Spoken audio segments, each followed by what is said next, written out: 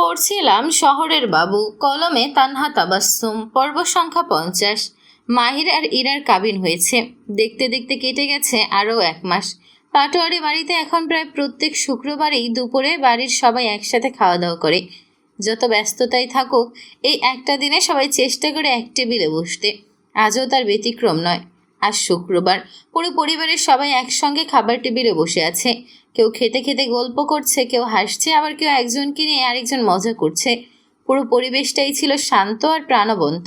ঠিক তখনই সাফওয়াত পাটোয়ারি গলা খাকারি দিয়ে বলে ওঠেন, আমি একটা গুরুত্বপূর্ণ কথা বলতে চাই। কথা শুনে সবাই খাওয়া থামিয়ে ওনার দিকে তাকায়। সাফওয়াত পাটোয়ারি ধীরে ধীরে বলতে শুরু করেন, আমার বিজনেস পার্টনার শাহজাহান সাহেবের একমাত্র ছেলে সোহানের জন্য রাইসাকে দেখতে চায়। তাই আমি ওদেরকে কালকে আসতে বলেছি।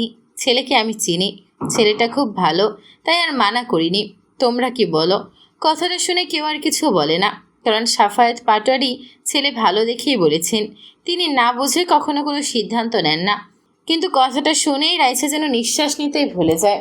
ছলো ছলো নয়নে সবার দিকে তাকিয়ে থাকে সে। আরও 3-4 মাস আগে হলেও হয়তো তার কোনো আপত্তি থাকতো না, কিন্তু এখন তো সে অন্য কাউকে ভাবতেই পারছে না। তার বুকের ভেতরটা ধীরে ধীরে ভারী হয়ে ওঠে। এক মুহূর্ত সেখানে দাঁড়িয়ে থাকতে না পেরে সে টেবিল ছেড়ে এক দৌড়ে উপরে চলে যায়। সবাই ভাবে হয়তো লজ্জা পেয়েছে, তাই এভাবে চলে গেছে। কিন্তু কেউ তো আর জানে না সত্যিটা কি। রাইসা নিজের রুমে গিয়ে দরজা বন্ধ করে হাউমাউ করে কাঁদতে থাকে। তার বুকের ভেতরটা যেন ফেটে যাচ্ছে। সে খুব ভালো করেই জানে তার আব্বু একবার যেটা ভাবে সেটাই করেন। অনেক কথার খেলাপ তিনি পছন্দ করেন না, কিন্তু তুষারের কথা বাসায় কিভাবে বলবে? এটা কেউ মেনে নিতে চাইবে না।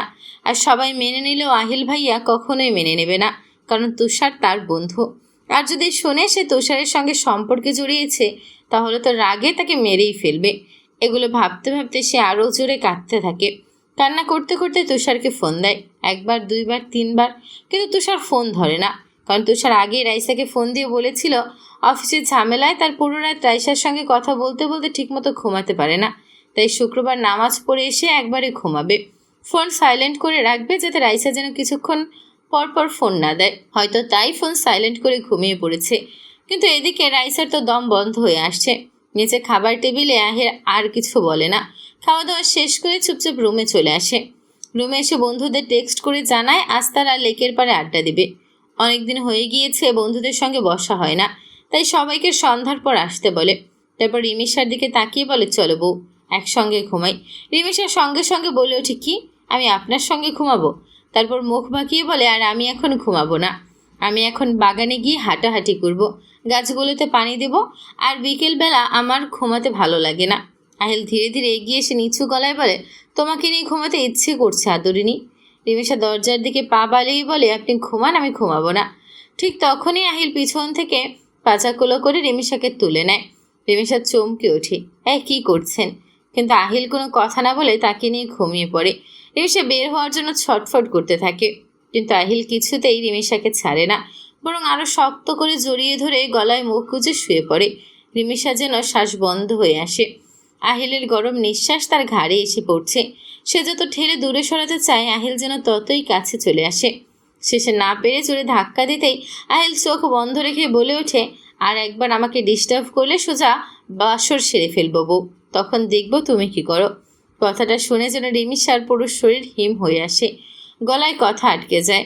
ওর এমন অবস্থা দেখে আহিল ঠোঁট চেপে হালকা হাসে। তারপর একেবারে সাপের মতো পেঁচিয়ে রিমিশাকে জড়িয়ে ধরে ঘুমিয়ে পড়ে। রিমিশা যেন আর নড়াচড়াও করে না, একদম সোজা হয়ে মরার মতো পড়ে থাকে। এক পর্যায়ে তারও ঘুম চলে আসে। এভাবেই কেটে যায় 2 ঘন্টা। আহিলের ঘুম ভাঙতেই সে নিচে তাকিয়ে দেখে রিমিশা তার বুকের মধ্যে গুটিসুটি মেরে ঘুমিয়ে আছে। দৃশ্যটা দেখে আহিল নাটকীয় ভঙ্গিতে বলে ওঠে, হায় হায়, এ কী অবস্থা বউ, তুমি কি আমার ঘুমের সুযোগ নিয়ে ইজ্জত নিতে চেয়েছিলে নাকি? কথাটা শুনে রিমিশা চোখ মেলে তাকায়। নিজেকে এভাবে আহিলের বুকে দেখে সে চট করে দূরে সরে যায়।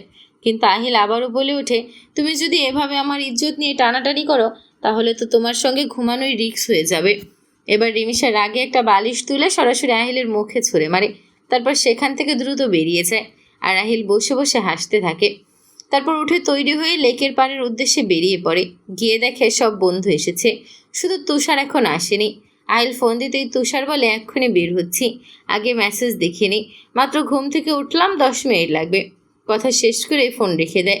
এদিক তুষার ঘুম থেকে উঠে ফোন হাতে নিয়েই থমকে যায়। স্ক্রিনে ভেসে আছে রাইসার 25টা মিস কল। সে ব্যাক করতে যাবে, ঠিক তখনই দেখে আহিলের মেসেজ। তাই আর রাইসাকে ফোন দেয় না, ভাবলো হয়তো এমনিই ফোন দিয়েছে, এখন ফোন করলে মান ভাঙাতে অনেক সময় লাগবে।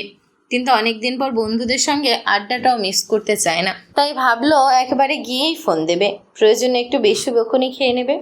এটা ভেবেই সে বেরিয়ে পড়ে। তুষার লেকের পাড়ে এসে দেখে সেখানে আগে থেকেই আহিল, রাহি আর ইয়াসিন বসে আছে। তখনই তুষার এগিয়ে যেতে যেতে বলে, কি রে রাহি, এই মিঙ্গেলদের মাঝে তুই একা দেবদাস হয়ে বসে আছিস কেন? রাহি দীর্ঘশ্বাস ফেলে বলে, কি করব বল, আফিফা আমার জীবন থেকে চলে যাওয়ার পর আমি আর অন্য কোনো মেয়ের কথা চিন্তাই করতে পারি না। ইয়াসিন তখন বলে ওঠে, কেন চিন্তা করতে পারিস না? দেখিস না আহিল কিভাবে মানিয়ে নিয়েছে, তারও তো প্রথমে এরকমই মনে হতো, পরে এখন দেখ সব ঠিক হয়ে গেছে। তুইও জীবনে কাউকে দ্বিতীয় সুযোগ দিয়ে দে, দেখবি সুখী হবি। তুষার সঙ্গে সঙ্গে বলে, না হলে আমার মতো সিঙ্গেল থেকে যা, জীবন এনজয় আর এনজয়। রাই সঙ্গে সঙ্গে বলে ওঠে, কে বলেছে তুই সিঙ্গেল? তোকে ফোন দিলে শুধু বিজি দেখায়। তুই সিঙ্গেল হলে কার সঙ্গে পুরো রাত কথা বলিস বলতো? তুষার গলা খাকারি দিয়ে বলে, তোরা রাতে ফোন দিয়ে ডিস্টার্ব করিস না, তাই আমি এমন সিস্টেম করে রেখেছি যাতে তোরা ফোন করলে বিজি দেখায়। রাই সঙ্গে সঙ্গে বলে ওঠে, হ্যাঁ হ্যাঁ বুঝি আমরা কি সিস্টেম করে রেখেছিস, 2 দিন পর দেখবো সিস্টেম করে বাপ হয়ে গেছিস, তারপর আমাদের বুঝাবি। কথাটা শুনে সবাই একসঙ্গে হেসে ওঠে। তারপর আরও অনেকক্ষণ গল্প আর আড্ডা চলতে থাকে। কিছুক্ষণ পর ইয়াসিন উঠে দাঁড়ায়। তার বউ আসার সময় বলে দিয়েছে তাড়াতাড়ি বাসায় ফিরে যেতে, তাই নানান অজুহাত দেখিয়ে এসে বাসায় চলে যায়। সবাই যেটা বুঝতে পেরে আবারও হেসে ওঠে। এরপর রাহির মায়ের অসুস্থতার কথা শুনে আহিল বলে, যা তুইও বাসায় যা, তোর মা অসুস্থ, বাসায় একা, তুই তো বিয়েও করবি না এখন, গিয়ে মাকে পাহারা দে। কথাটা শুনে রাহিও হাসতে হাসতে চলে যায়। শেষমেশ লেকের পাড়ে শুধু আহিল আর তুষার দাঁড়িয়ে থাকে। দুজন কথা বলতে বলতে গাড়ির দিকে এগিয়ে যায়। ঠিক তখনই আহিল হঠাৎ বলে ওঠে, বাসা থেকে রাইসার বিয়ের জন্য দেখছে, ওকে তো বিয়ে দিতেই হবে, ছেলেও ভালো, তাই ওরা কাল রাইসাকে দেখতে আসবে, তুইও আসিস, ওনারা পুরো ফ্যামিলির সবাই আসবে, আর পছন্দ হলে রাইসাকে আংটি পরিয়ে দেবে। কথাটা শুনে তুষারের বুকের ভেতরটা যেন কেঁপে ওঠে। মনে হলো মাথার উপর কালো বস্ত্রপাত হলো, রাইসা অন্য কারো হয়ে যাবে, এটা সে কল্পনাতেও ভাবতে পারে না। তার চোখ দুটো ধীরে ধীরে ছলছল করে ওঠে, গলায় যেন কষ্টের দলা পাকিয়ে যায়। তবুও কোনোভাবে নিজেকে সামলে বলে, ওরা কালোই আংটি পরিয়ে দেবে নাকি? আহিল স্বাভাবিক গলায় বলে, হ্যাঁ, আমরা ছেলেকে চিনি, তাই আর দেখার প্রয়োজন নেই, ওনারা অনেক ভালো মানুষ, আর ছেলের বাবা আব্বুর বিজনেস পার্টনার, 2 পরিবারের সম্পর্ক অনেক ভালো। এখন তুষার বুঝতে পারছে রাইসা এতবার ফোন কেন করেছিল। তাকে দেখে আহিলের আগেই একটু সন্দেহ হয়েছিল। রাইসা আর তুষারকে একসঙ্গে কয়েকবার ঘুরতেও দেখেছে সে, তাই ইচ্ছে করেই তুষারকে সবটা বলেছে, তার প্রতিক্রিয়া দেখার জন্য। সে যা ভাবছে সেটা সত্যি নাকি শুধুই তার মনের ভুল, সেটা বুঝতেই যেন আহিল তাকে কাল আসতেও বলেছে। আর যদি সত্যি তাদের মধ্যে কিছু থাকে, তাহলে তুষার যদি নিজের ভালোবাসার মানুষকে অন্য কারো হতে দেখে সহ্য করতে না পারে, তাহলে হয়তো সে নিজেই দায়িত্ব নিজের বোনকে তুষারের হাতে তুলে দেবে। কারণ তুষার কখনো তাকে কিছু বলেনি, তাই তার সন্দেহ ভুলও হতে পারে। এদিকে তুষার যেন পুরো কথাই হারিয়ে ফেলেছে। সে ফ্যাকাশে মুখে আবারও বলে, সত্যি তোরা রাইসাকে বিয়ে দিবি? আহিল ভ্রু তুলে বলে, তাহলে কি মিথ্যে বলছি? পরে যেন না বলিস তোকে জানাইনি, তাই তার দাওয়াত কাল থেকেই শুরু হয়ে গেল, তুই কাল অবশ্যই আসবি। কথাটা বলে আহিল গাড়িতে উঠে মুহূর্তের মধ্যে চলে যায়, কিন্তু পিছনে ফেলে যায় এক হৃদয় ভাঙা প্রেমিককে। তুষার কিছুক্ষণ স্থির হয়ে দাঁড়িয়ে থাকে। তারপর মানুষের শব্দ, গাড়ির হর্ন, লেকের পাশের বাতাস, সবকিছু যেন হঠাৎ থেমে গেছে তার কাছে। বুকের ভেতরটা অসম্ভব ভারী লাগছে, মনে হচ্ছে কেউ যেন তার বুক চিরে নিঃশব্দে সব সুখ কেড়ে নিচ্ছে। তার মাথায় শুধু একটাই কথা ঘুরছে, রাইসা অন্য কারো হয়ে যাবে। ভাবতেই বুকের ভেতর মোচড় দিয়ে ওঠে। ঠিক তখনই আবার ফোনটা কেঁপে ওঠে। স্ক্রিনে ভেসে ওঠে রাইসা কলিং। তুষার কিছুক্ষণ ফোনটার দিকে তাকিয়ে থাকে, তারপর কাপা হাতে কল রিসিভ করতে ওপাশ থেকে ভেসে আসে চাপা কান্নার শব্দ। তুষার, মেয়েটার কণ্ঠটা যেন কেঁপে কেঁপে বের হচ্ছিল। তুষার চোখ বন্ধ করে নিজেকে সামলানোর চেষ্টা করে, কিন্তু গলায় জমে থাকা কষ্টটা কিছুতেই সরছে না। সে ধীরে বলে, কেন এতবার ফোন দিয়েছিলে রাইসা? ওপাশ থেকে রাইসা কাঁদতে কাঁদতে বলে ওঠে, আব্বু আমার বিয়ে ঠিক করে ফেলেছে তুষার। কাল ওরা আমাকে দেখতে আসবে। তুষারের হাত স্টিয়ারিং এর উপর শক্ত হয়ে যায়, চোখ দুটো লাল হয়ে ওঠে। সে কষ্ট চেপে জিজ্ঞেস করে, তাহলে তুমি রাজি হয়ে গেছো? রাইসা সঙ্গে সঙ্গে বলে ওঠে, না, আমি কাউকে বিয়ে করতে পারবো না, আমি শুধু তোমাকেই চাই। কথাটা শুনে তুষারের বুকের ভেতরটা আরো বেশি কেঁপে ওঠে। এতদিনের লুকিয়ে রাখা অনুভূতিগুলো যেন এক মুহূর্তে ভেঙে বেরিয়ে আসতে চাইছে। ঠিক তখনই রাইসা ভয় মেশানো কণ্ঠে বলে ওঠে, ভাইয়া কখনো মেনে নেবে না, উনি জানলে আমাকে মেরেই ফেলবে। কথাটা শুনে তুষারের চোয়াল শক্ত হয়ে যায়। কয়েক সেকেন্ড চুপ থেকে সে ধীরে ধীরে বলে ওঠে, কাল আমি আসবো রাইসা। রাইসা কেঁপে ওঠে, কি? তুষারের চোখে তখন অন্যরকম এক জেদ। সে ধীরে ধীরে বলে, কাল আমি তোমাদের বাড়িতে আসব, কিন্তু অতিথি হয়ে না। একটু থেমে আরো দৃঢ় গলায় বলে, তোমাকে নিজের করে নিতে আসব। ওপাশে রাইসা নিঃশব্দে কেঁদে ওঠে, আর তুষার ফোনটা কেটে আকাশের দিকে তাকায়।